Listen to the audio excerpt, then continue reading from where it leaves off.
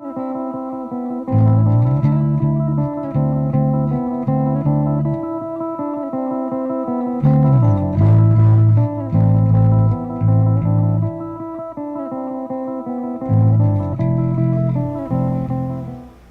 we have a virtual platform on which this conversation takes place. And I hope that that platform will become a platform where experts from all over the planet come together and pool their perceptual resources so that we can come up with processes. We can perceive responses. We can perceive pathways to the future, which can then, from this platform, be taken back by all those who access that platform and used wherever they happen to be to build sustainable communities. And if we do that, then we have a virtual platform, which I like to call, for whatever reason, a survival platform. And from that survival platform, there is a stream of perceptual content.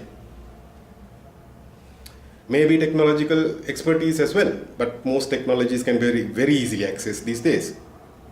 So it's the perceptual content. We have the technologies, we have a lot of scientific knowledge, we have a lot of skills, but we don't know what to do with them. That's going to get us to a more credible kind of a future.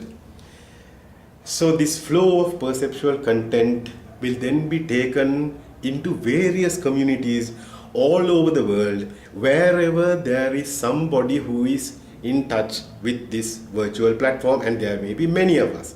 So here we have the network. And what is this global network doing? It is generating sustainable development solutions. And what does it cost to do this? It doesn't cost much. And if you want to make it work even better, it's not going to cost you very much, because even if there are 1,000 people making these contributions, and if they were, say, paid something for the contributions that they made, or if their work was supported in some way, you will accelerate the process.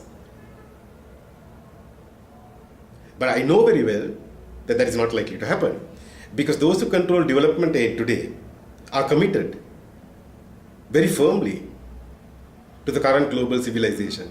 And I am speaking personally to the scientists out there. I know your hands are tied. And I understand that you have to survive. So you do try to package your responses in a way that it fits into this hierarchical pyramid. And unfortunately, it sounds sometimes quite ridiculous, because you are trying to do something that is impossible. You cannot fix the problem using more of the problem. Think of yourselves as nodes of a network. You are not doing nothing. You are providing something that is not just a service, it is a vital contribution to the evolution of life on Earth. There is no reason why you should not tell this to the people around you, and why you should not ask them to support your work.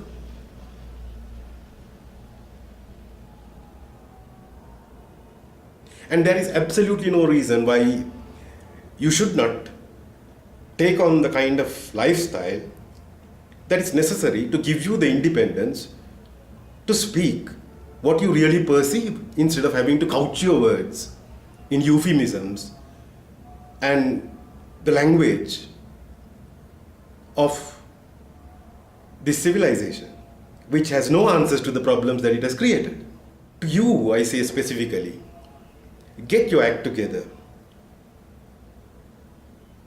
I am not telling you to go out to war.